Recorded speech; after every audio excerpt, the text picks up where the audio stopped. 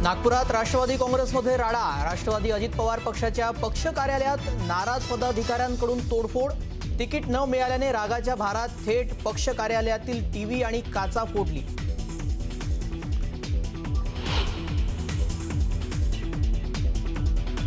छत्रपती संभाजीनगरमध्ये भाजपच्या महिला पदाधिकारी नाराज। तिकीट न दिल्यामुळे महिला पदाधिकाऱ्यांकडून संताप व्यक्त। भाजप कार्यालयात कार्यकर्ते संतप्त।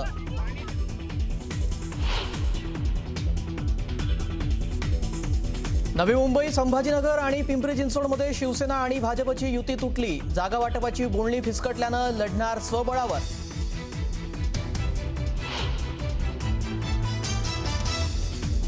लातूरमध्ये भाजपा आणि राष्ट्रवादीची युती फिसकटली। राष्ट्रवादीच्या बी टीमनं युती तोडण्यात मिठाचा खडा टाकल्यामुळे युती फिसकटल्याची भाजप नेते संभाजी निलंगेकर यांची माहिती।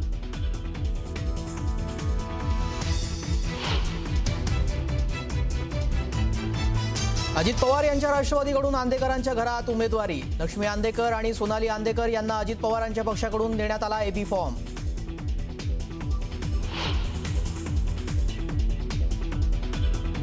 भाजपनं तिकीट कापल्यानं अमोल बालवडकरांचा भाजपला रामराम। राष्ट्रवादीत प्रवेश केल्यानं बालवडकरांना मिळाली उमेदवारी।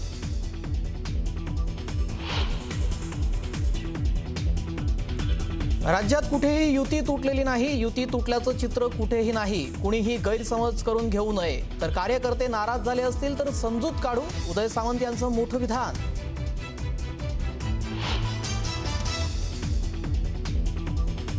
आणि राज ठाकरेंच्या कट्टर समर्थकाचं पक्षाविरोधात बंड। जागा वाटपाच्या वादातून मनसेत बंडखोरी। प्रभाग क्रमांक 202 मधून अजित मुनगेकर यांचा अपक्ष उमेदवारी अर्ज दाखल।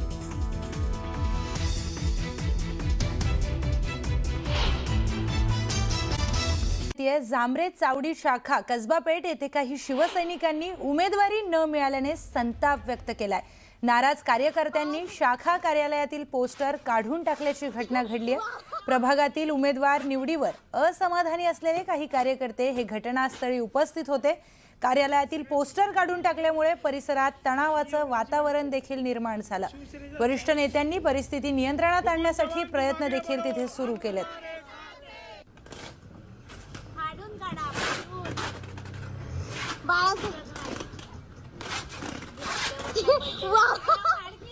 तर तिकीट न मिळाल्यामुळे कार्यकर्त्यांची नाराजी दिसून येते।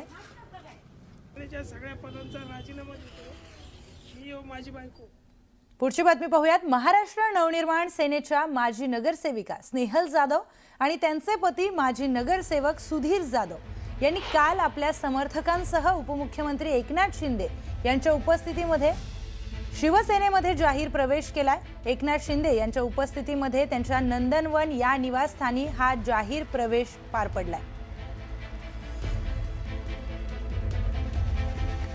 पुढची बातमी पाहूयात। मुंबईतील दादरमध्ये निवडणुकीच्या तोंडावर मोठे राजकीय नाट्य पाहायला मिळत आहे। वॉर्ड क्रमांक 192 मध्ये उमेदवारीवरून शिवसेना शिंदे गट आणि महायुतीमध्ये प्रचंड असंतोष निर्माण झालाय। यामुळे अनेक स्थानिक पदाधिकाऱ्यांनी पक्षाला थेट निर्वाणीचा इशारा देखील दिलाय। मनसेने या वॉर्डमधून यशवंत किल्लेदार यांच्या नावाची घोषणा केल्यानंतर राजकीय समीकरणं ही वेगाने बदलली।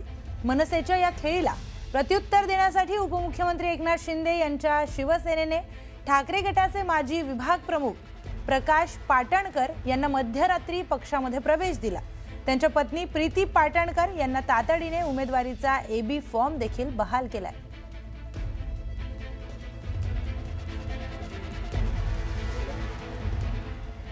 तर ठाण्यामध्ये शिवसेनेत अनेक इच्छुकांची तिकीटे ही कापण्यात आली आहेत। त्यामुळे इच्छुकांमध्ये नाराजी पसरली आहे।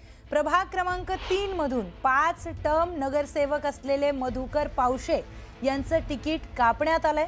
ठाण्यामध्ये इच्छुक शिवसैनिकांची नाराजी दिसून आली आहे। इच्छुकांची तिकीट कापण्यात आल्यानंतर नाराजी नाट्य पाहायला मिळालं। तर प्रभाग क्रमांक 3 मधून मधुकर पावशेंचं तिकीट कापण्यात आलंय। पुढची महत्त्वाची बातमी। राज्यातील महानगरपालिकेच्या निवडणुकीचा उमेदवारी अर्ज भरण्यासाठी आता अवघे काही तास शिल्लक राहिलेत। परिणामी जवळजवळ सर्वच राजकीय पक्षांनी आपले उमेदवार मैदानात उतरवत त्या संदर्भातील यादी देखील जाहीर केली आहे। मात्र ही यादी जाहीर होताच बरेच ठिकाणी मोठं नाराजी नाट्य आणि बंडखोरीला ऊत आल्याचं पाहायला मिळतंय। अशातच नागपुरात भाजपच्या एका राजीनाम्याने खळबळ उडाली आहे। भाजपचे विद्यमान आमदार कृष्णा खोपडे यांच्या पुत्राने पक्षाच्या सक्रिय सदस्यत्वाचा राजीनामा दिलाय। नागपुरातून भाजपचे आमदार कृष्णा खोपडे यांचे चिरंजीव रोहित खोपडे यांना उमेदवारी न मिळाल्यामुळे त्यांनी आपल्या भाजपमधील सक्रिय सदस्यत्वाचा राजीनामा दिल्याची माहिती आहे।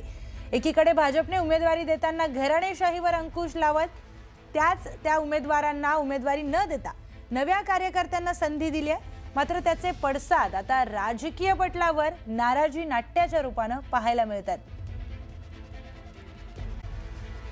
तर आज उमेदवारी अर्ज दाखल करण्याचा शेवटचा दिवस आहे, त्यामुळे ज्या वॉर्डामध्ये उमेदवारीसाठी अटीतटीचा सामना पाहायला मिळतोय। मातोश्रीवरून अगदी दुपारनंतर शेवटच्या मिनिटाला वॉर्ड क्रमांक 204 मधून किरण तावडे यांना उमेदवारी देण्यात आली आहे। त्यांना एबी फॉर्म देण्यात आलाय।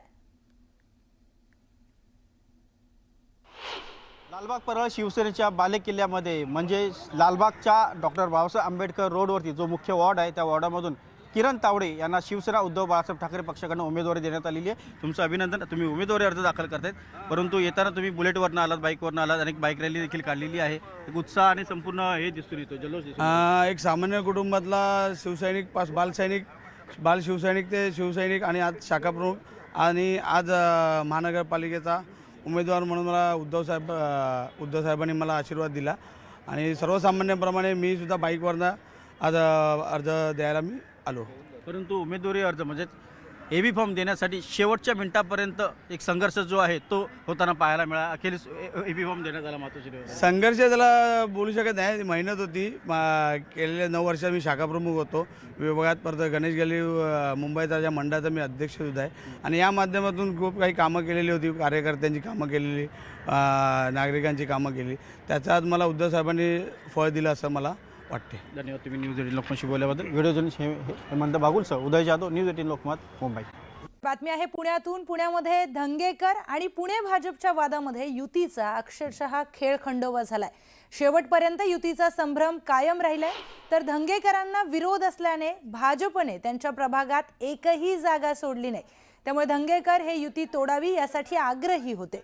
धंगेकरांनी अजित पवार यांच्याकडे ही पत्नी आणि मुलासाठी देखील उमेदवारी मागितलेली होती, मात्र थेट देवेंद्र फडणवीसांनी अजित पवारांना फोन करून धंगेकरांना उमेदवारी देऊ नका असं सांगितल्याचं धंगेकरांनी म्हटलंय।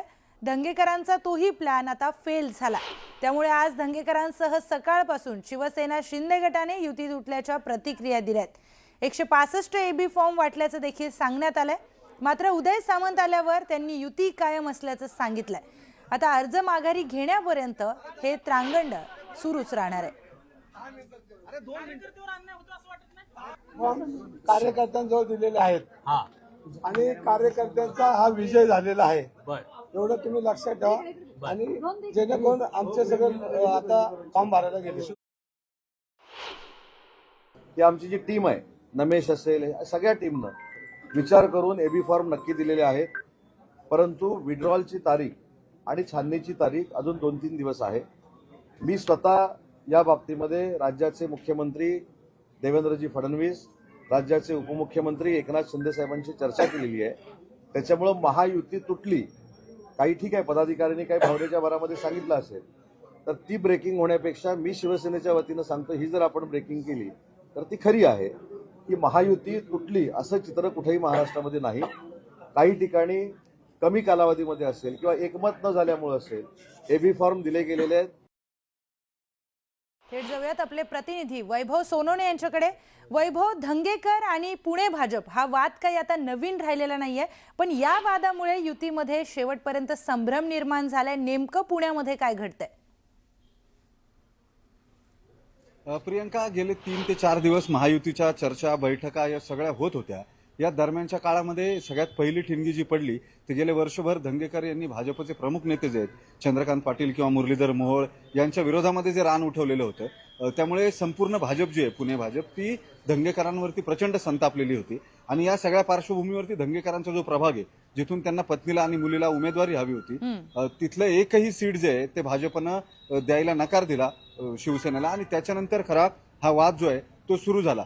ज्या क्षणी धंगेकरांना याची पूर्ण कल्पना आली की त्यांना पूर्णपणे बाजूला ठेवण्यात आले, महायुतीची समन्वयाची जी बैठक होती, या समन्वयकांमध्ये सुद्धा धंगेकर यांना घ्यायचं नाही असं ठरलेलं होतं आणि भाजप इतका आक्रमक राहिलं सातत्यानं धंगेकरांच्या विरोधामध्ये, भाजपनं युती होईल किंवा महायुतीच आहे एवढंच सांगत राहिले, तर दुसरीकडे धंगेकरांनी मात्र ही युती राहणार नाही किंवा ही युती कशी तुटेल यासाठीचे सगळे प्रयत्न केलेले होते. यापूर्वी ते अजित पवारांनाही भेटलेले होते. काल तर त्यांनी अजित पवारांकडे जाऊन त्यांच्या मुलासाठी आणि पत्नीसाठी राष्ट्रवादीची उमेदवारी सुद्धा मागितलेली होती. मात्र या दरम्यानच्या काळामध्ये पुणे भाजपसोबतच थेट मुख्यमंत्री देवेंद्र फडणवीस यांनीच अजित पवारांना फोन करून धंगेकरांच्या बाबतीमध्ये उमेदवारी देऊ नका अशा स्पष्ट सूचना दिलेल्या होत्या. आणि या सगळ्यानंतर एक लक्षात आलं की केवळ शहर भाजपच नाही तर राज्य पातळीवरती अगदी मुख्यमंत्र्यांनी सुद्धा धंगेकरांच्या या सगळ्या एकूण ज्या मधल्या काळातल्या कारवाया होत्या भाजपच्या विरोधातल्या त्या अत्यंत गांभीर्याने घेतलेल्या आहेत आणि त्याच्यामुळेच शेवटपर्यंत भाजपकडून युती आहे हे सांगण्यात येते. तर आज सकाळपासून जेव्हा काल राष्ट्रवादीकडून उमेदवारी मिळणार नाही. वैभव, आता नेमकं पुण्यात काय घडतंय सगळे अपडेट्स तुमच्याकडून वेळोवेळी जाणून घेणार आहोत. तुर्तास धन्यवाद माहितीसाठी. थेट जाऊयात जालन्यामध्ये. जालन्यात भाजप आणि शिवसेनेची युती अखेर तुटली आहे. मागच्या काही दिवसांपासून युतीबाबत गुऱ्हाळ सुरू होता, तर आज या युतीबाबत खोतकरांसोबत शेवटची बैठक होती. दरम्यान या बैठकीनंतर दानवे आणि लोणीकर हे तडकाफडकी निघून गेल्यानं चर्चांना उधाण आलंय. साहजिक आहे, थोडीशी वडाताण होते. अजून अवधी आहे, अजून काही वेळ संपलेला नाही. आम्ही युतीच्या पक्षामधले सर्व लोक आहोत आणि जवळपास युती झालेली आहे. वर प्रस्ताव पाठवलेले आहे. वरची मान्यता आल्याशिवाय भारतीय जनता पक्ष पुढे जात नाही अशा प्रकारची स्थिती आहे. माननीय शिंदे साहेबांनी, माननीय देवेंद्र फडणवीस साहेबांचं रात्री माझं मध्यरात्री प्रदीर्घ बोलणं झालं. त्यांनी काही सूचना केल्या, शिंदे साहेबांनी काही सूचना केल्या, युतीमध्ये जावं अशा प्रकारच्या सूचना त्यांनी केलेल्या आहेत. बघू, अजून 2 तास बाकी आहेत. 100% मुख्यमंत्री आणि उपमुख्यमंत्री दोघांनीच प्रस्ताव पाठवला. मी आहे अकोल्यामधून. अकोला महानगरपालिका निवडणुकीमध्ये महायुतीतील घटक पक्ष भाजप आणि राष्ट्रवादी काँग्रेस यांची युती झाली आहे. त्यानुसार भाजप 66 आणि राष्ट्रवादी काँग्रेस 14 जागा लढवण्याचं निश्चित झालंय. शिवसेना स्वतंत्र लढत असून काही प्रभागामध्ये भाजपशी मैत्रीपूर्ण लढत होणार असल्याचे संकेत आहेत. अकोल्यामध्ये आल्यानंतर 16च्या ऐवजी 11 आणि 10वरच ते थांबले. सातत्याने 10-11वर बोलणी सुरू होती, परंतु त्यांनी कोणताही प्रतिसाद दिला नाही. त्यांनी न दिलेल्या प्रतिसादामुळे अनेक आमचे कार्यकर्ते ह्या 4 दिवसामध्ये दुरावले आणि शेवटी सर्वांना लढायचे असते, तर आम्हाला खूप त्यामध्ये त्रास सहन करावा लागला. राष्ट्रवादी काँग्रेस पक्ष, सन्माननीय अजितदादा पवार साहेब, सन्माननीय देवेंद्रजी फडणवीस साहेब, असं एक विश्वास आपल्याला इथे समोर दिसतोय. सन्माननीय एकनाथ शिंदे साहेबांचा पण आपल्यासोबत आशीर्वाद आहे. तर अकोलामध्ये राष्ट्रवादी काँग्रेस पक्ष हे भाजप सोबत आपण इथे युती करून, आघाडी करून तिथे लढतोय. 25ची निवडणूक 2026 म्हणजे 15 जानेवारी 2026 मध्ये येतील ती निवडणूक आम्ही स्वतंत्रपणे लढणार आहे. आणि 16 पैकी आमचे किती निघणार होते माहीत नाही, परंतु आता आम्ही जेवढे उमेदवार दिलेले आहेत त्यापेक्षा जास्तच उमेदवार आपले निवडून येणार, यामध्ये मला तीळमात्र शंका नाही. तर अमरावती महानगरपालिकेच्या निवडणुकीमध्ये महायुतीमध्ये सन्मानजनक जागा न मिळाल्याने शिवसेना महायुतीमधून बाहेर पडली आहे. आता संपूर्ण 87 जागा शिवसेना शिंदे गट हे स्वबळावर निवडणूक लढवणार आहेत. त्यासाठी माजी आमदार शिवसेनेचे नेते अभिजित अडसूळ हे उमेदवारांना AB फॉर्मचं वाटप करतात. त्यासाठी इच्छुकांनी देखील AB फॉर्मसाठी मोठी गर्दी केली आहे.